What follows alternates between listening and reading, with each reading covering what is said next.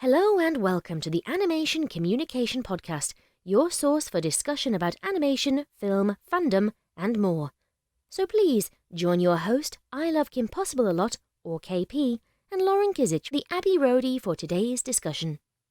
If you like what you hear, please remember to support by giving a like, a follow, as well as subscribing to the main I Love Kim Possible a Lot channel on YouTube.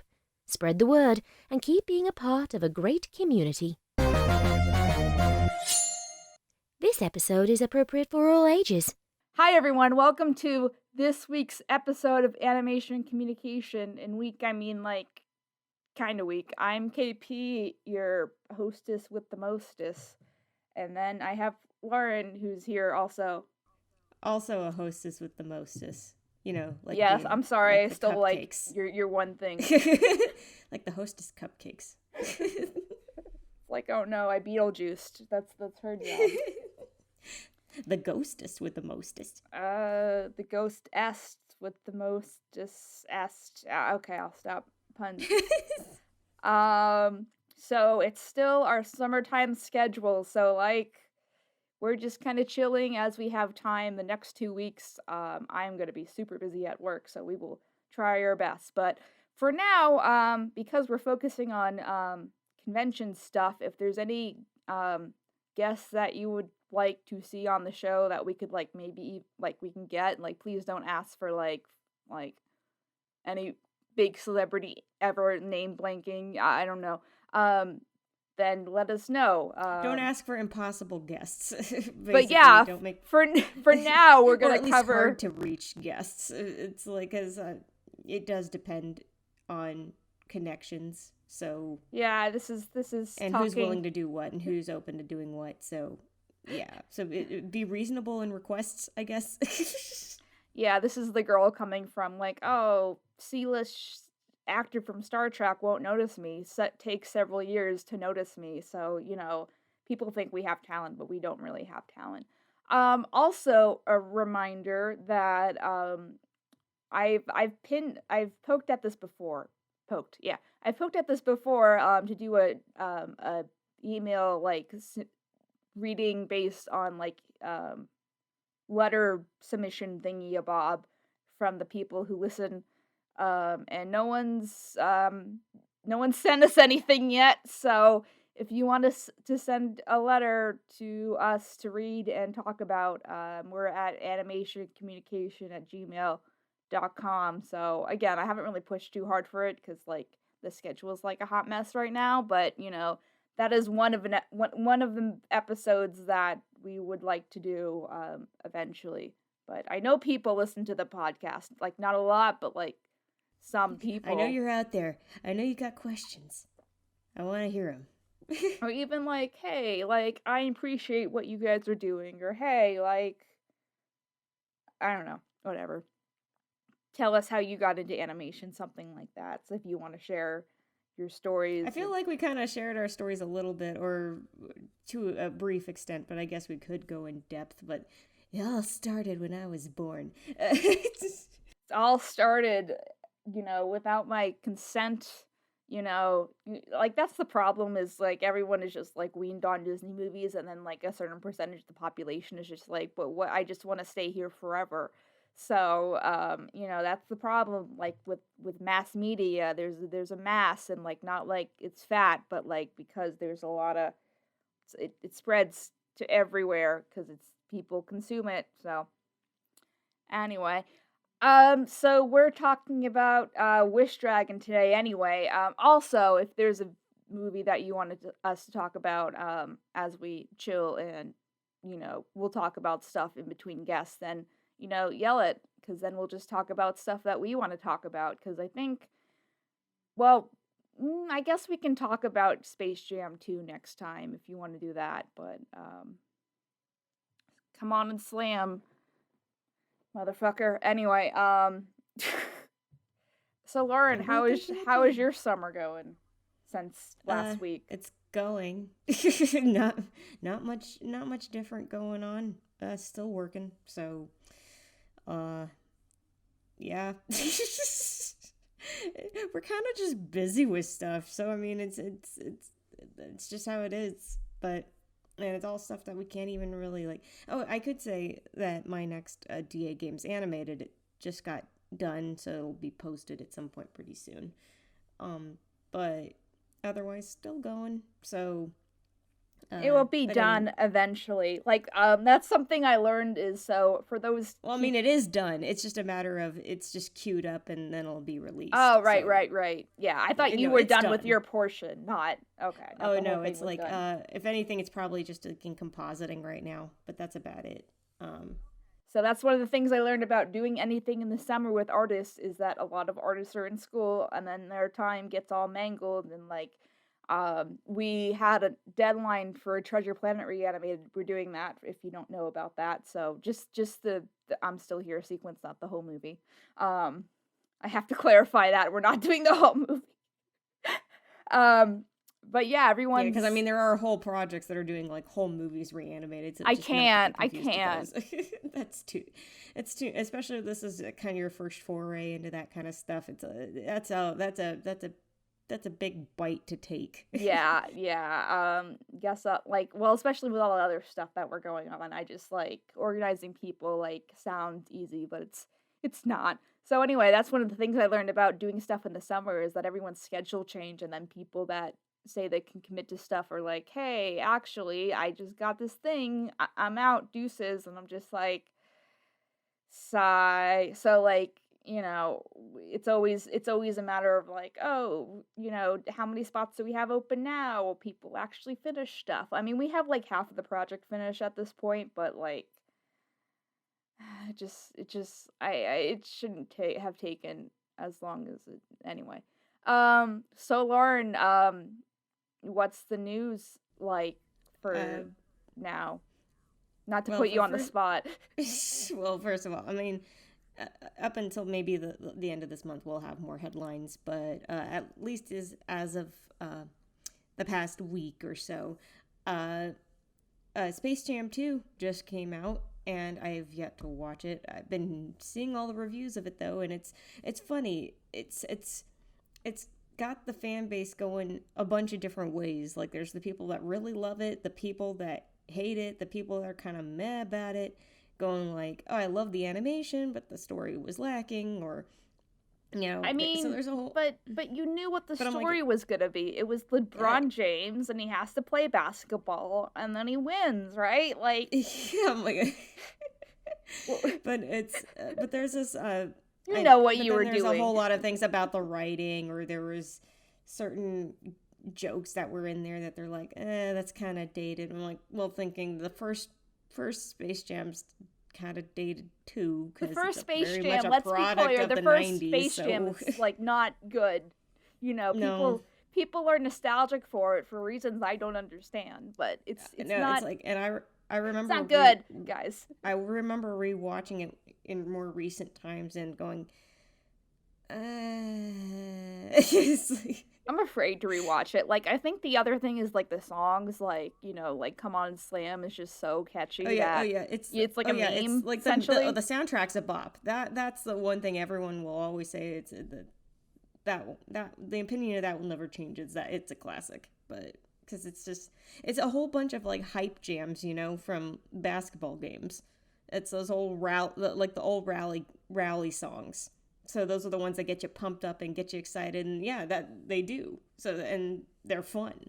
So, but anyway, uh, I don't know. A lot of people said that like at least the animation in this was really good, and so I mean, based off of trailers, I've been seeing a lot of that, and they apparently said that most of it is 2D animated versus 3D. 3D's just saved I for mean, really the match, the but the thing that I just like I don't know much. Like I know the basics of basketball because my family is really into it, but I don't really care.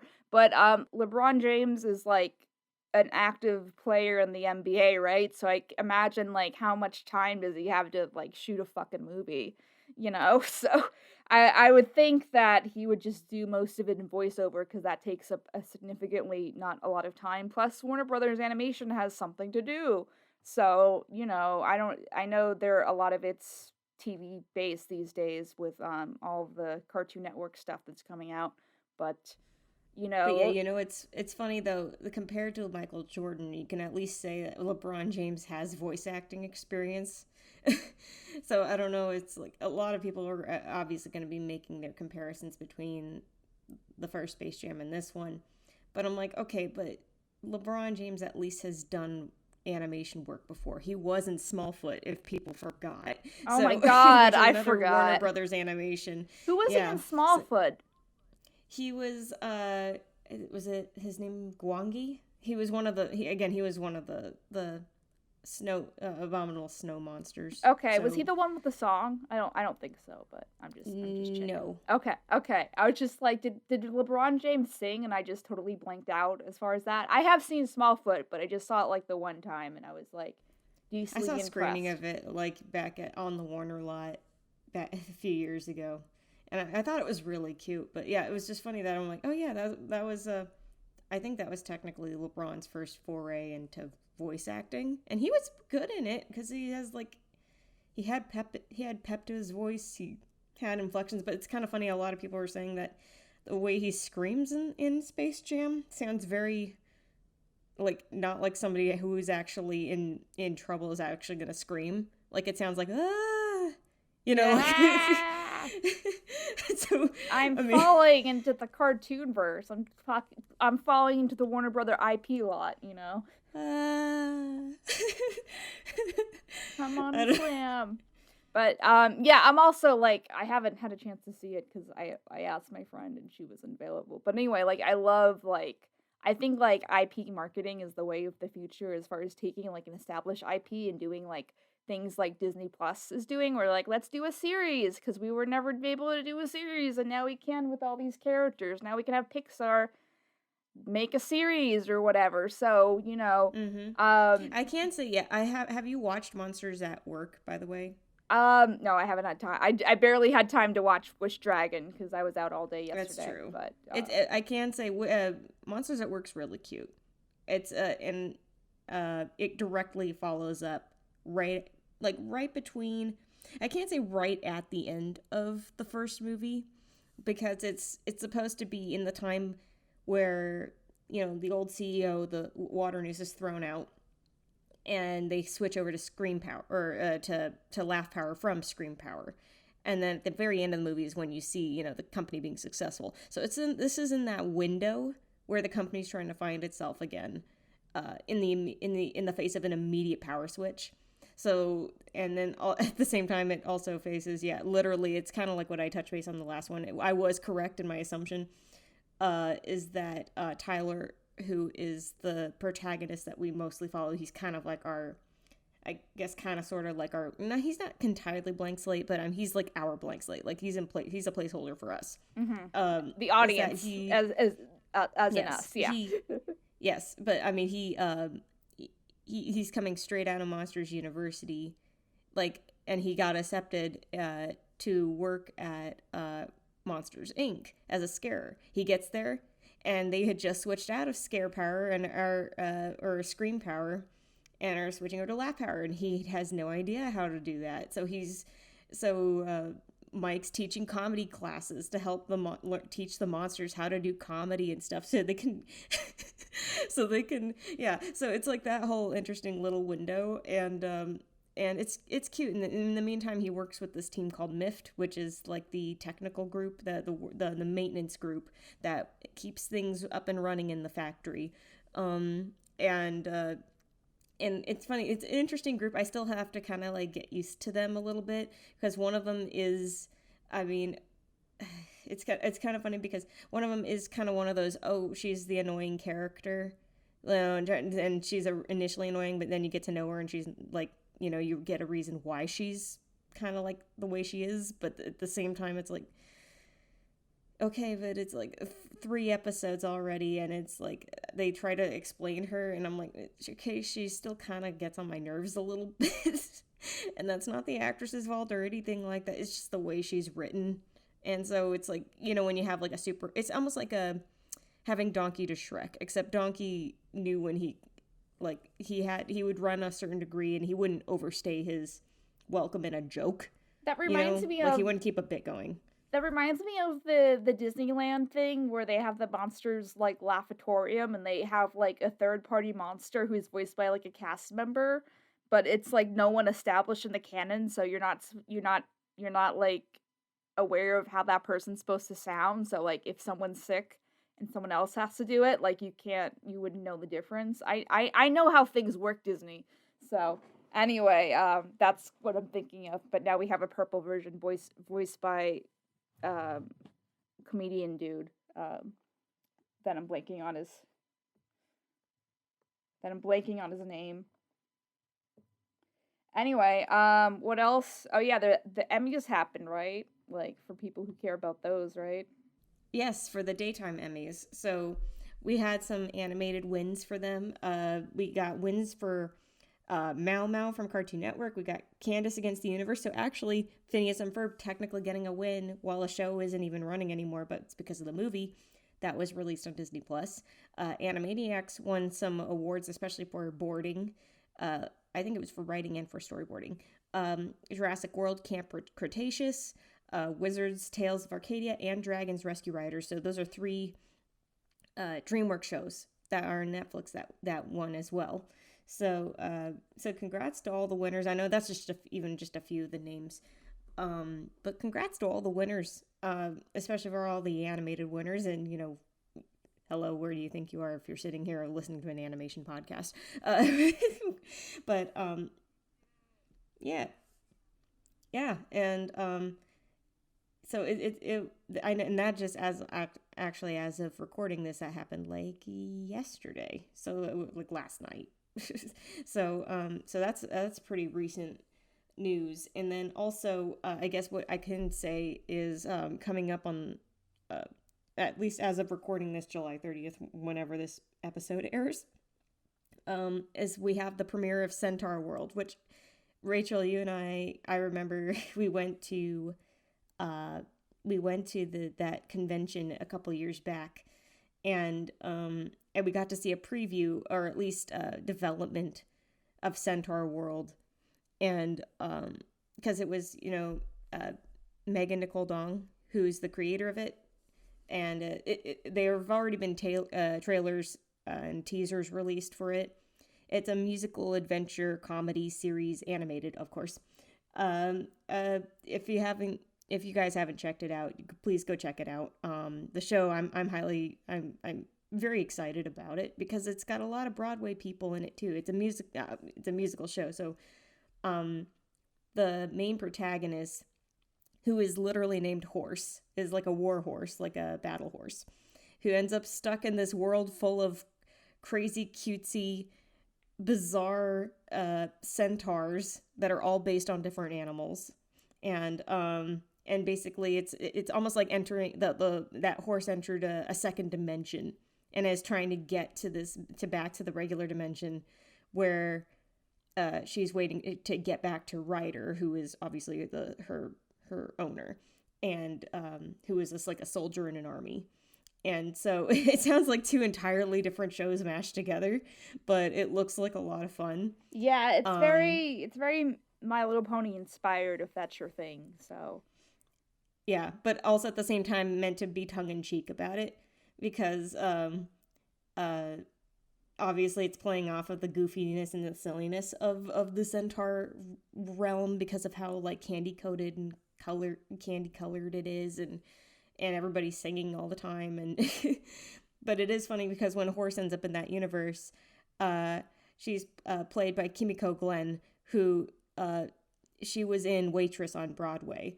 And actually, she will be the voice of Izzy in the upcoming My Little Pony movie for Netflix. So she's getting a lot of horse roles, at least for this go around. The horse thing. 2021 is the year of the horse for Kimiko Glenn. I will just say, like, as of this recording, I am on the fence of like doing an actual video for the Big Pony movie. It's probably a no, because unless Discord shows up for some reason, which I don't think. I mean, he might show up, but I don't think he's going to show up this early. Anyway, because it's like it's still in the same canon, so it's Generation 4, but like 1,000 years in the future or something like that. So everyone's presumed to be dead. So it's it's like a great like everyone friendship is magic until they all died. Well, it begs the question though, with how long do alicorns live? Yeah, I Because guess we'll finally fucking find out. because I mean, you have to think about how long Celestia and Luna were around and ruled. I mean, they were in for a long time. So I mean, which implies that Twilight would have been around for a long time. So I'm like, how long do they live?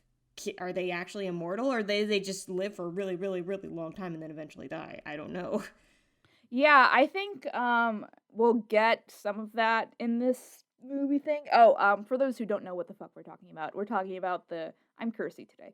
We're talking about the Generation 5 My Little Pony movie, and then it will be a series, and the movie premieres like mid-September or something like that. Yeah, like September 23rd, 24th, something like that. So so I'm sure a lot of people are going to be talking about it Everfree, and then I'm sure I'll be like, "Are you going to cover that?" I'm like, I don't know. So I mean, worst case, I guess we'll talk about it on the podcast, but like, I mean, we'll probably get some touches of just like, because who's the main one, Lauren? Who's the orange one? The orange one with Sunny. yeah, okay. Sunny Star Yeah. Scout. Sunny's like a 4G brony when she's got all the cutie mark buttons and stuff. So like I'm sure she'll be like, "How do we solve this? We'll go find Twilight because she's still alive, right? Friendship is magic, except they're all dead." So that's why I'm kind of skeptical about this. Like, I think it's a smart idea to continue it, so that way, like, people that are still into Generation 4, like, will watch it, but at the same time, like, the implications are kind of like, like, you would never, like, Disney would never make, like, Disney would never make, like, Lion King 4.5, Simba's dead, now we're gonna do something else. So, like, it's a weird You space. never know. I mean, it's a weird space when your your main characters are dead. So I don't know. We'll see what happens and whatever. But I do think. I mean, I think they'll pull out the Discord card because he's immortal. So like, why not? I'm sure people will be like, "Yay, Q vibes again!" And John gets his paycheck and everyone is happy. So unless he's voiced by Peter again, which, no hate to Peter, but, it's not the same. But anyway, we'll see. So I don't know if I'm probably not going to do a regular review about it. So unless it's something really intrigues me about it, and then I have to talk about it. So we'll see what happens. Horse. So, okay, oh, speaking of horse, we got to talk about the Dragon movie, right? Horse segues to dragon. Horse, yeah, dragon. Makes sense. Dragon, horse. Dragon. Well, horse. You ride a horse, ride a dragon. There's your connection. Yeah, let me preface this before we start talking about. So we're going to be talking about Sony Animation's Wish Dragon, which went straight to Netflix. And we mentioned it last episode. I'll just say last episode because like last week it trips people up, and I don't know when this will be released. So anyway, last episode we talked about it, and I wasn't gonna watch it, and then we were gonna be like, oh, we need something to talk about, and then like the only thing that came out besides Luca was Wish Dragon, so Lauren already saw it. I'm like, okay, I guess I'll watch the fucking Wish Dragon, which I had nothing against per se. I've heard people had a good experience with it. It's like it takes a lot of tropes. Like the person who wrote this like knew what the fuck they were doing. They were like, I know what the audience is expecting, but I'm gonna do this thing instead. And it's so refreshing when you see media a lot, and then you get a movie or you get something that just like they challenge my expectations. That like never happens. Exactly. They kind of great. turn things on it. They turn things on its head, and a little bit. Even if there are certain things okay, well, this is going to end fine, but it's a matter of how they're going to get there. And that's all the meat in the middle. You don't know how it's going to go, especially when they're going, okay, it's going to be like this. oh, I'm interested. All right, let's see what you do, because a lot of people's argument was like from the trailer, they're going, oh, this is just Aladdin but in China, which, funny enough, the original story of Aladdin takes place in China. So I mean, it just happened to be sandwiched into the tales of 1,001 Arabian Nights. But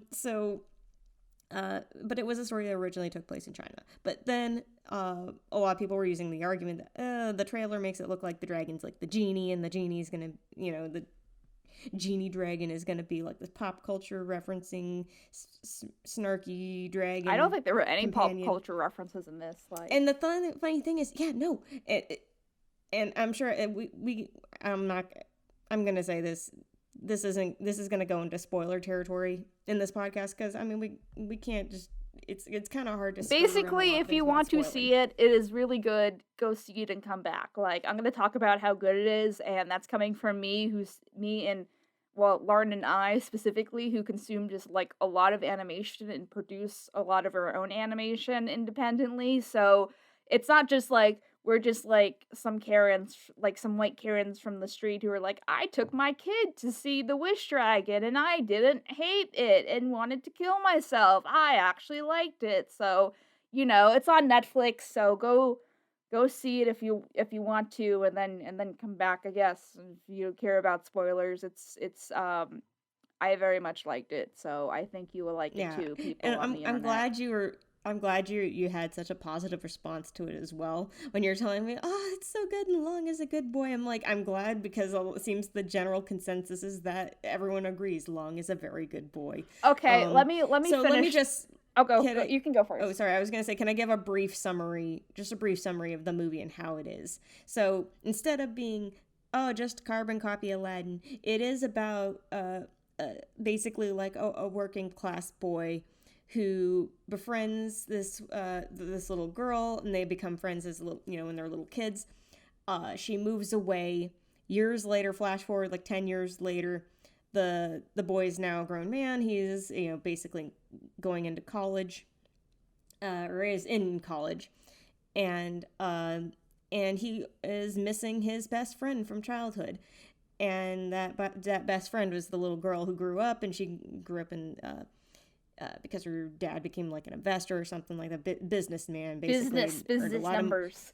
So she became like a wealthy girl, and so so you're thinking, okay, it's like the guy going for the princess. No, he just wants his. They even make that joke in it, I should add. Yep, he just wants to see his friend again, which I think that's wholesome. So what happens is that this jade teapot ends up in his hands, and he discovers he has been given a wish dragon. And this is a talking wish dragon who has been basically cursed to serve humanity, to learn to be humble, basically. You need character development, says the writers. You need a character development. Yeah, because it's so I guess. Yeah, basically, as you can kind of gauge from when the dragon first intervenes, he's been at this for a long time, and he hasn't learned his lesson, so he's still kind of like a little bit smug, a little clueless, a little hoity-toity and high and mighty about, he's like, oh, people love money. You want money, right? And he's like, no, I just want to see my friend, It's like, but he's like, but I may need to, like, change my status a little bit or make myself look the part so that I can get in to see my friend. So it's not even so much to pretend to be a prince just to get a princess to fall in love with him. It is more like, I need to do this and look like this in order to just go and see my friend again, because it's the only way to get in the door. So it's, but also I should say that one of the, because he also is a voice in it, but he is also a producer, is that Jackie Chan is involved. Oh yeah, I saw that. I was just like, hey, it's that guy. Yeah, because Jackie Chan, he plays the voice of Long in the Cantonese version, or is it Cantonese Mandarin? But it's either way. He,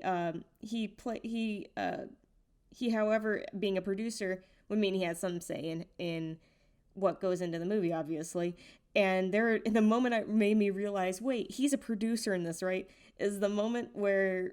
Oh yeah, I know what you're talking about. Is basically the moment where our lead he wishes for like to be stronger and have to defend himself, and he suddenly knows like martial arts, and all of a sudden the martial arts moves come out. I'm like, oh, that's right, Jackie Chan is involved in this. So, but it's a great story because there's a lot of twists to it that I wasn't expecting, and I was almost anticipating that even though he wants his friend, I was like, oh, is it gonna go down to, oh, they're gonna fall in love, and then they're, it was gonna play with a lot of my expectations like that, and also with Long and his story, and in what he's able to learn, even as because I feel like to a degree, the genie in Aladdin, if we're gonna compare, the genie in Aladdin, he is a conveyor, he is a friend, but he doesn't really learn anything from he's not the Aladdin. person that gains. He doesn't have an arc. He besides being freed, he doesn't have like a character arc, a personality change or anything. He doesn't have a change of heart. Long, on the other hand, comes in from the get-go as another character that wants to learn. So if anything, he's the one that's learning versus our protagonist. Oh yeah, definitely. So I think it's cool switch that they have there where you're thinking you're going to be following this and you're like, oh. So, yeah, and especially because Long is a character that does not make pop culture references. He's very physically agile and does a lot of physical comedy and stuff, and he's beautifully animated, by the way. They clearly had a lot of fun animating this big old pink noodle, but he doesn't, change shape into pop culture references or make crack jokes like that because he's been stuck in a teapot for thousands of years. He's the one out of date. So he's, if anything, trying to learn. Like, he's like, well, the last time I was out of a teapot, is it still the Qing Dynasty or something like that? Like, going, like, that's how long he goes basically untouched by the rest of the world. And so when he wakes up again or is released again, he's like, it's a whole other world that he's looking at. So he's learning, which is, it's really cute to see because he's like, what's this? What's this? What's this? What's this? What's this? Like. Okay. So I will say the thing I was gonna say like 5 minutes ago before Lauren explained the plot. Not that she's in trouble for that. She was supposed to do that anyway. So the reason I put this off is I heard really good things about it, but I was just like, oh, it's a noodle. Oh, it's a movie about the noodle who is selfish and learns that friendship is magic. Oh, it's gonna make me sad because, I guess for those who don't know yet, or like found me through not pony things, Discord. From My Little Pony, is my favorite character, and he's the one I based a lot of my channel on when I was doing that. Not that, so I'll still do Discord videos as they're relevant. Like, one of the videos I want to do, that I haven't had time to write yet is talking about Discord's second appearance, in Pony Life, where he's voiced by Peter New, one of the regular pony people that, does things. Anyway, that's what I was talking about earlier. Anyway, so I was just like, oh, it's gonna get me. I know me, and I just don't, I'm just not in the mood for feels right now. And then I'm like, oh, I can't talk about Discord anymore because the show is over, and I just want to see John Delancey again, all those feels. So, I was correct in all of that. Essentially, I was just like, oh, he's gonna learn a lesson. Dear Princess Celestia, today I learned that just because you're poor doesn't mean you're not nice or whatever. So, I guess. But regardless, so character-wise, Discord and Long are pretty similar, except the big spoilers again. But I'm gonna say a spoiler in case you haven't come back or you haven't seen it yet or whatever.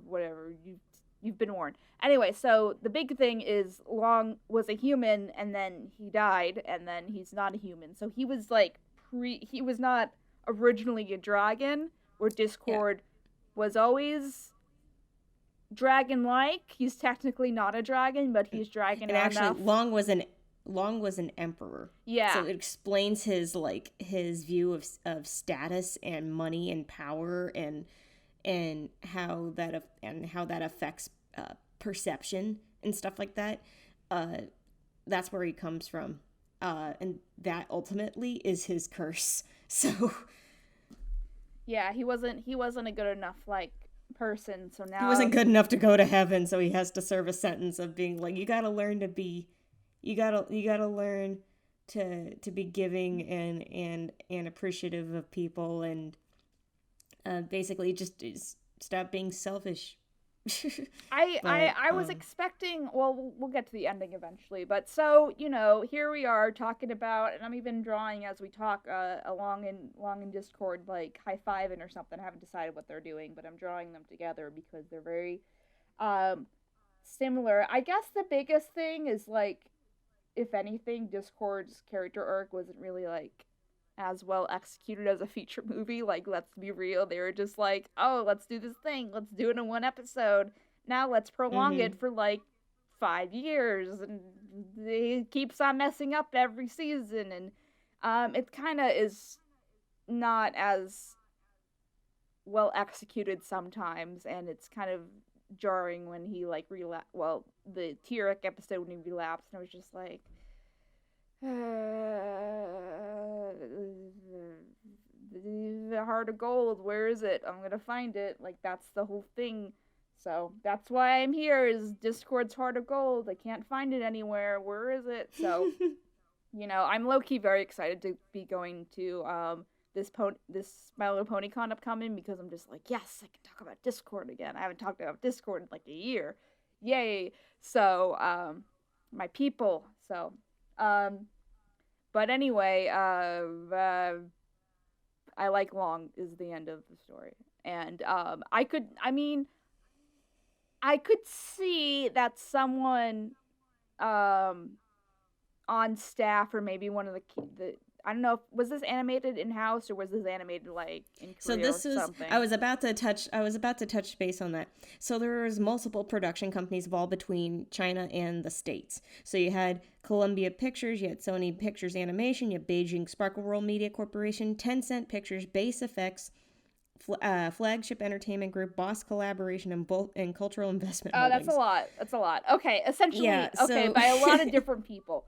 But even, okay, maybe one of the Americas, maybe, I don't know how Pony does in, like, China or something. I've never, like, looked it up or anything like that. But anyway, I'm sure, I would guess that maybe, not a lot, but maybe, like, one or two of the borders were bronies or into My Little Pony, or, like, let's use Discord as reference, because, it's also very, like, they're very, Long and Discord are very similar, like, even in design, where they're both kind of, like, long dragons, and, Discord's arms can, disappear and stuff depending on what he's doing, and he can be, like, a snake or something. So even, like, in some of the posing, like, it's, because I don't really know what other source there is for, like, a long dragon that just, like, moves a lot, and is just kind of, like, super animated like that. So... I'm just putting it out there. I wouldn't be surprised if, like, someone was just like, we need reference for this. Where's a long dragon that can have magic and moves around a lot? Oh, there's this one thing from the My Little Pony show. Let's use that. So, anyway, okay, Lauren, you want to talk? You want to take a turn talking about it? It's funny because, again, I'm not you, but at the same time, I was like, the connections are close, but it's funny because not once did I think of Discord when I was watching him. That's all I thought about. That was the whole point of, like, my difference between our two brains. My hesitation was just like, oh, it's the Discord movie, but he's a wish dragon now. Yeah, but no, I'm like, not once did I really get that, and I guess it's because he's not so chaotic, and doesn't thrive on chaos. He's really just, like, he's there to do his job, and that's why he's like, just fulfill the wishes you want already, so I can just be done with this. It's just like, well, Discord kind of has that holier than thou attitude, and especially, I'm talking specifically too about, like, how the animation is, and how Yeah, I just don't think that he was derived completely off of that. He Oh, may no, have no, been I'm not a saying that. I'm reference at saying, some like, point, I but wouldn't be surprised if, like, a couple people were familiar and, like, use that let's as, just say if a couple people were bronies. We'll yeah, just put it there. yeah. A couple of But the American animators, maybe.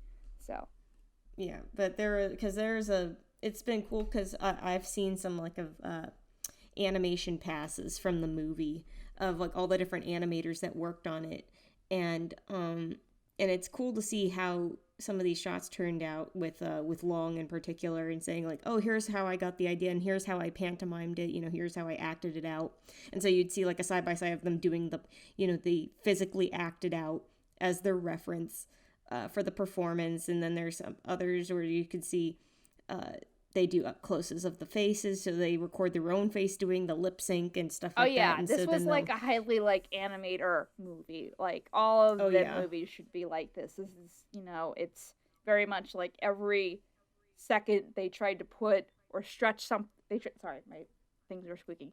They tried to push or stretch something to, like, again, I think Lauren described it. If you've seen Hotel Transylvania, it's very like poses and like make a really extreme pose to emphasize what's going on and that kind of thing too. So that's also what reminded me of of Discord, because like they do that to a lesser extent. Like the best you can do in fucking Adobe Flash or whatever the Pony Show was animated in. So yeah, but it was but yeah, they clearly had a lot of fun with like trying to figure out how he moves about and what are his limits and stuff like that. And plus the fact that he can shapeshift too. Mm-hmm. I think one of my favorites is when he when he can turn into basically like the street when he turns into the dragon costume. Oh right, for when right. they're in the street. That was adorable. During the combat scene, that was really cute. And yeah, and then he basically isn't it like because he's a costume, but then it kind of takes flight almost like a kite. But the fact that he maintains his form throughout all of that is like such a clever idea. So that way it just looks like, oh, there's your costume blowing up in the wind. But it was still able to be him flying them to safety. But yeah, it's and it is funny though that when he reveals his human form, and again we already said he was a human before he was a dragon, but it is funny when he does it as the chauffeur. And a lot of people are like, I'm like, I'm starting to see the influx of people going, okay, but why is human Long kinda, like, hey, down kids, down. I mean, like, I think the biggest, like, so the movie kind of goes up to the point where, like, halfway through, they have a beat, where the girl, I forgot her name, is upset, and Lena, okay, and then she's getting comforted by the dude. Dude and girl is, or the official name. Yeah, it's Din. Sorry, just to let you know, Din is the boy and Lena is the girl. Okay. Yeah, and I was like, oh, here's the reveal where he's gonna tell her, but then he lies, and I was just like, oh no, now it's gonna be like a liar revealed plot, which no one ever likes, and we're kind of done with that. But like, it did, like, he had a good reason to lie, I guess, and like it didn't turn out that way at all. It turned out to be like really, like, that was the realistic thing to do. So the moral is that lying is okay sometimes. No, I'm kidding. So and then it turned into a class thing, and then it turned into like a chase, and then like there was another twist where, well, I'll just give it away, where like I was generally surprised when the twist was like, oh, it was Lena's dad who needed the wish dragon and knew about the wish dragon and was sending the guys after. I was just like, no way! And you realize, it's especially when you realize he's not a bad guy for trying to do it. You understand why he's doing it, and it's all because he was trying to do it for his daughter, even though his daughter's like, you literally didn't have to go to these extents for me. Yeah, that like, was all there are. It's like we can be happy when we don't have to have all of this to worry about, kind of thing. Yeah. So, But you see, he's like, he tries, you know? He's a man who tries. And I was like genuinely worried for him towards the end. Like, no, are they? No, they can't. They can't do this. I thought, like, you know, genuinely the point where I thought that he was actually gonna die. Like, Yeah. I don't know. I, like, because the way the movie does its twist, I was like, maybe they will. Maybe he will die. I don't know. Nothing is sacred, everything is wrong. And, like, that's the thing, is just, like, you know, that pisses me off so much is in general with the industry, is that people that should know better are, like, producing these, like, you know, like, Wish Dragon had every reason to be like, oh, you know, it's like during that halfway point, it goes exactly as I predicted it. And then, you know, then it's just like, okay, why does everyone talking about? I mean, the animation was still good, but, like, the story was just boring. But, like, you know, I think the scriptwriter was like, he knew what he was doing, and that's why, like, it makes me mad when we get these stupid subpar movies where executives don't know what the fuck they're doing, and then we're just like, well, all of that work was just kind of wasted for a movie that no one's gonna remember in, like, 2 years, you know. You know. So I'm blaming the executives and not the creative people. I'm sure the creative people are plenty driven, but, like, you know, just don't, like, animation is not just about, like, the actual animation. Like, it's also about, like, making concrete and good stories. And when you don't do that, you know, your art's it's gonna tell, not so much in the art itself, but, like, just how the public reacts to it, how it ages. And I mean, it's still kind of up in the air how Sony movies are going to age in general, because we have Universal Studios, I guess, where they can put some people there, as far as, like, rides and shit like that, but they're not Disney. And, you know, if this was, like, a Disney produced film, which I think it's too similar to Aladdin, where people would just be like, oh, it's, like, similar, it's like Wish Dragon. So, but, like, that's kind of the thing about Disney, is, like, the movies kind of stay in the popular conscious, where, you know, I think the biggest Sony animation movie that stayed in the popular conscious is Spider-Verse. But, like, I haven't seen anyone, like, talk about Smallfoot in, like, the last, like, year or so. So I'm hoping that's Warner Animation. So. Oh, okay. Well, I guess as an example of a third party or something like that. So, you know, or Sony did the Emoji Movie, right? I guess. So. Yeah. You know. And it's funny when a lot of people were trying to cite that as, like, oh, this is their downfall. I'm like, yeah, but Smurfs and stuff aside. But, I mean, they had all these other great animated movies, and people just, like, looked at a couple of them saying, oh, Sony's bad. I'm like, no, they're not. Did you have to say the rest of their lineup? Their first movie coming out of the gate was Open Season, and then right after that was Surf's Up. I mean, two stylistically very different movies, but I mean, I like the first. I guess I like the first Open Season, because I know they kind of went off the rails with, like, multiple Open Seasons, but I think they counted their chickens before they hatched, and they're just like, this is going to be a big hit, let's already start working on the sequels, and then they did. Yeah, and then no one cared. But then we had Surf's Up right after that, though, and Surf's Up was really good. That's one of my personal favorites, but they did some, like, Sony was doing really innovative stuff with their, you know, the way they animated things, or where they rendered things. And, like, I mean, when Surf's Up came out, that was that was a huge thing, because it was the first, like, animated mockumentary style movie, because like a CG animated mockumentary style movie, because they used, like, these special cameras to make it look like it was a handheld camera, you know, sitting there and interviewing people, and capturing, you know, footage of people, you know, of the penguins out on the surfboards and stuff like that, and the way they rendered the water, that was new at the time. It was, Sony was doing a lot, and that was 2007, to give you context. It was they were doing stuff a lot that was, like, ahead of the curve of a lot of the studios at the time, and that was huge for them to come out with those two movies, particularly. Yeah, it's especially when Disney was just trying to get into the ring of CG, and on their own at the very least.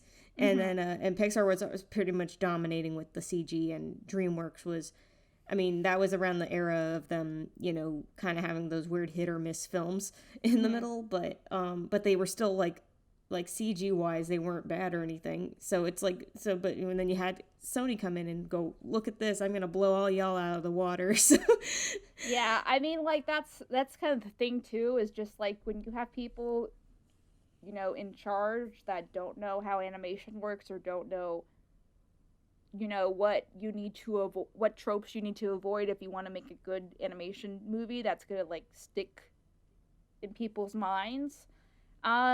You know, usually they just want like safe bets essentially starting out. And like then you have kind of Surf's Up, kind of like, yeah, it was okay, but you know, like the kids will be like, oh, look, it's penguins. I love penguins. Let's go watch the penguin movie. So, you know, not everyone can just be subversive and just do you know, you know, artistically inspired things and movies like Disney can. And they're just like, well, we gotta like prove that we're a good company, or we gotta prove that we can do something before we jump off to like the good stuff. So, you know, there's a lot of like things that are complicated in the process of making movies, and I don't think a lot of people realize that. Like the same thing with the LGBT representation and stuff like that. Like, you know, it's not just like one person or the showrunner making that decision where they're just like, oh, you know, it's usually the company, and like then you have like LGBT plus creators who want to push, and there's like a lot of cogs, and just like, well then, you know, it could be banned from this, and we need money, and like, you know, at the end of the day, they're about fucking money. So, you know, it's complicated. I'm tired. Mm-hmm. But either way, with Wish Dragon, it's like so, I don't know, it was really refreshing to watch it, and especially right when you think you know what's going to happen, it's the middle stuff that you just can't anticipate what's going to happen. So, I think maybe the only times I was like, maybe I wish they were a little bit more like defined, I guess, were like the character models for Din and Lena. That might have been just it. Yeah, they were very kind of like basic, you know, Asian young people kind of vibes. So yeah, where it's like the rest of the character models look more defined and more characteristic and stylized and stuff like that. That might be my only major nitpick, because otherwise the pacing of the movie was really good. The villain at the end, where he was kind of around all along, but his fighting style and all that kind of stuff, that was, I don't know, I just thought that was like humorously clever, and just kind of like, and I don't know, he somehow made it threatening the way he fought. It was, and because you're thinking, oh, this guy's got his, you know, his hands in his pockets, and I think he's even called Pockets, like Mr. Pockets or something like that. And but the way he fights is that he literally only uses his feet, and it's just, he actually makes it look really intimidating because of how good he is with just his feet. So then when you know his hands come out, that's when you're like, oh shit. So it's like, he really means business if he's pulling his hands out of the pockets to fight. But otherwise it's like, yeah, I really didn't have any nitpicks with this, because I think besides the leads designs, otherwise, like, Long had a great design and obviously great animation. I guess maybe the environment's a little bit too could have looked a little more lived in, like, you know, if you're talking about like the cityscapes. yeah. But aesthetically the movie was nice. Like, the colors were really nice, and it seemed like a warm, kind of inviting movie. So it was just, but I think it was just because there weren't as many, some of the cityscapes weren't as detailed or as heavily populated, and then the leads didn't look as defined as or as identifiable as some of, like, even the side characters were. Maybe that was just it, but yeah, and that's, it's like, as far as the pacing too, like, I think that's also a really good way to show character development. Like, after, there's a scene where like they get to their date, their lunch date or whatever, and there's like implications that it could be romantic, but like it also could not. I don't know, like, that wasn't the driving force. It just seemed more like they were being forced to sit together, almost like with the expectation that it was going to be romantic, but that they didn't, but neither of them saw that.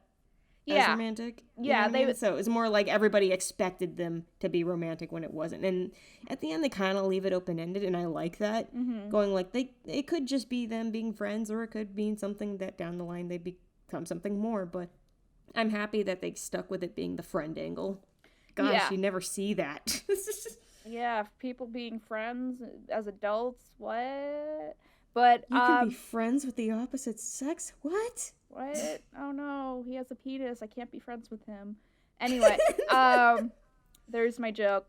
I try to be entertaining, so even if you've seen the movie or something, you know, you're still like, lol, podcast. Anyway, but yeah, that's like another really good way to show character design, or not character design, character development is like, you know, by subversing tropes where, you know, he's lying and he's being rude because he's listening to Long as far as like how to treat like people. And then, you know, there's a misunderstanding, but then he apologizes, and then like we just move on. Like then we think the movie is just gonna be like, oh, now he's gonna be caught in a lie, and now she's gonna not want to see him anymore. And then we just like move on, and I'm just like, that's nice. Like she's God, because I hate liar revealed stuff, and I know I'm not the only one that does it.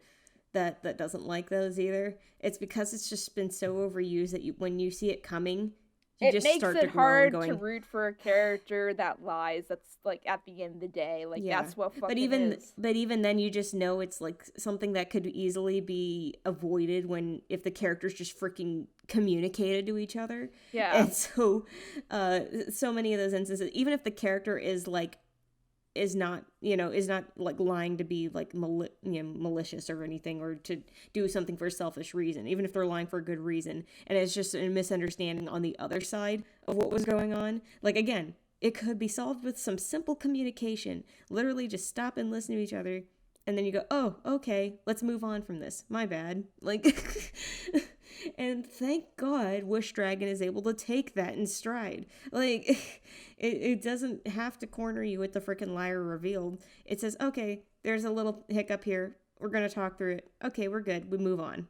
And then we get to the good stuff. You know, we make sure we focus on that rather than the old overdone tropes. So, yeah. Yeah, to your point.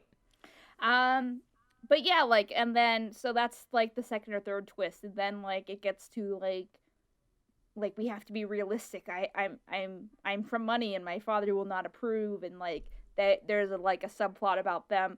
I don't know. You know, there's just a lot of, like, good things, and then, like, near the end, Long, like, does a heroic sacrifice, and I was just like, oh, he's learned to be good, and now he's gonna be good, and, you know, and I'm surprised the god who was like the hobo disguised or whatever didn't pick up like on what he was doing and made him like go back as the Wish Dragon. I thought he'd be like, oh, I thought it was gonna be like an all dogs go to heaven kind of thing. It's like, oh, you learn the true meaning of sacrifice, now you get to go to heaven. It's just like, no, you're still gonna be punished, kind of, but like it's not that bad. It's fine. I like, it's like, I gotta get back down there. What?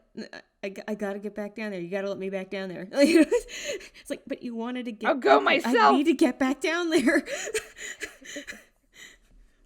So, you know, it was just like, these are how movies should be made, where, you know, it's someone who is consuming a lot of media and, you know, knows how to twist the expectations of the audience, and then we get this nice movie that makes you feel refreshed. And I was just like, it's nice, like, when film people can watch a movie and not know what's happening. Is this how normal people feel all the time? So for once, I don't see where this entire thing is actually going. Like, even if I know what the end product's gonna be in the end, like in a general sense, I don't know what the middle's gonna have. And the moment it throws you your first curveball, you go, oh, I'm not sure where it's going to go after this, and then you're hooked. Because then you're like, now I have to see where things end up. Because maybe it's different than what I'm thinking it's going to end up, you know? So you're just like, oh. So yeah, no, I'm definitely 100% recommend Wish Dragon. And it's funny because I remember when I watched it, the week before I'd finally watched Raya. And man, I mean, I appreciate Raya so much, and I had fun watching it, but dang it if I didn't love Wish Dragon just a little bit more. I think it's because there was so much more new stuff that Wish Dragon provided that I wasn't expecting. That maybe that's, and also the fact that it's funny, you have two dragon movies, but guess which one has the dragon making pop culture references in it? Guess it? What? It's not Wish Dragon. Yeah. I love you, Aquafina. I really do, and I do love. Again, I do love Raya. I do love everything about it. So it's like, but at the same time, I love Wish Dragon all the more because of, again, everything that it does different and what it turns on its head. And also Long, I don't know, seemed like to be more relatable in a way. Yeah. I think it's because he's a lot more flawed when he comes across. And so again, we all hook on to the flawed characters, right? That's why so many people like the villains in things, is because it's not because they support what they do, it's because they just they understand where some of them come from. Like, even if they're not right, you understand, because it comes from pain, or comes from anger, it comes from, or sometimes they're literally just assholes and you're like, I'm just having fun watching you, but it's because of the flaws that you look at characters like that and you get hooked onto them more and you feel for them more. And I got that a lot more with Long. So, yeah. I mean, yeah, I would agree. I like this much more than Raya. I think Raya was just I think everyone was just turned off by, like, paying an extra $30 to see this, just like let people, like, that's the whole point. Just let people watch it, Disney Plus. Like, no one wants to pay. Yeah, that's why they said the viewership for Raya went up the moment it went up without the $30 upcharge. Like, what a concept. What a concept. People are already giving you money, so just give the people the content that they're already fucking paying for. They'll get eventually. Stupid. Don't you have enough money, Disney? Like, I know you're hurting because of COVID. But we all are, so, So, yeah. Yeah, I was gonna say the only other thing is, like, the ending shot where, like, the characters hug in the alley kind of reminded me of Despective, because, like, that's, my phone vibrated. That's something that, that's a similar shot to what we have at the end of, I'm talking about, one of my animations called A Different Perspective, where anyway, you can go look it up if you want to, it's a pony thing. But anyway, that's the only thing I was like, it looks like my shot, guys. But I doubt anyone's seen that shit. But anyway, no one cares. It's 2021. Like, people caring about KP is kind of touch and go right about at this moment. Yeah, you please go support the main content. What, Lauren? No, I said you got your followers. You got people subscribed to you still. I mean, but, like, it's more like the engagement, and, like, a very small fraction, and, like, 1K and 2K views on videos, and, like, I don't just watch. I'll drop a video with a thumbnail with Discord and Long in it. If you ever decided to just catch people's attention, all of a sudden everybody flocks back. Like, look at this anime, but, I'll review it. So, I don't know. Hopefully we'll get better in the future. Please like, comment, subscribe. I would like people to care about things that I care about. It's hard. I don't need a lot of views. I just need to feel like, new content is still reaching people, and I don't know, like, maybe your grandma, but but yeah, I don't know. I think we're good as far as talking about Wish Dragon. So go see Wish Dragon. It was really good. I liked it. Yeah. Again. Or if you have seen it already, go watch it again. Near, far, wherever you are, I guess, because, like, the ending was Get yourself some shrimp chips and sit down and watch the movie. It's funny though, I was seriously tempted to go get some shrimp chips after the movie, because I mean, I do have a lot of marts and markets around me that I could. Yeah. But I didn't. So next time, I'll have lucky them you. ready. But yeah, I want more Wish Dragon stuff. Sony, I want a spin-off and I want a sequel. Are there long plushies? I gotta know. You gotta do a long plushie for then my long plushie, my Discord plushie can be friends. So I'll take a picture and everything and put it on Twitter. It's great. I mean, I don't have access to my Discord stuff right now, but like as a general concept. Yeah. All right. I guess we can wrap then. If you, I guess email us if you want us to share a story, because no one's doing that, and we'll see you next time on the show. We're on all the podcast places. If you are watching us on YouTube or like an unconventional place, if you're just like, oh, I want to listen to you on Podcast Addict, like we're there, technically. So feel free to put it where you gotta listen and stuff. So yeah. Any other thoughts, Lauren? We'll do summer shows as we can get them out.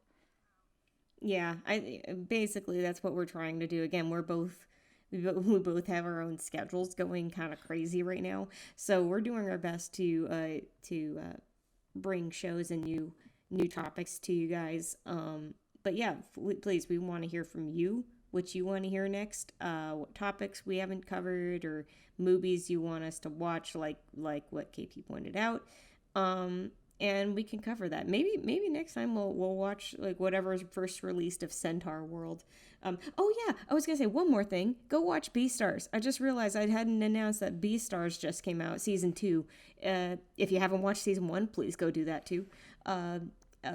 Great show. It's on Netflix. Got an English dub on there, so please go check it out. Lovely, talented people worked on it. Studio Orange is fantastic in creating their content. And go ahead and binge it. It's a lot of fun to binge. So please go support it. It's a mood. All right, see you guys next time on the Animation Communication. Do.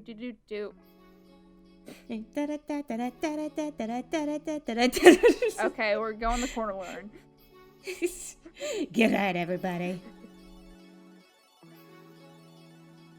Thank you so much for listening to Animation Communication on YouTube, Spotify, or your favorite podcast provider. We are really hoping this show makes a difference in how people view animation and media, as well as giving and providing advice for people all over the world who like or want to join the animation or media industry. If you liked what you heard, please remember to subscribe and rate those 5 stars, as well as tell your friends. Don't forget to subscribe to our main YouTube channel, I Love Kim Possible a Lot, and turn those notifications on. My name is Scribbler, and you have been listening to Animation Kimmunication.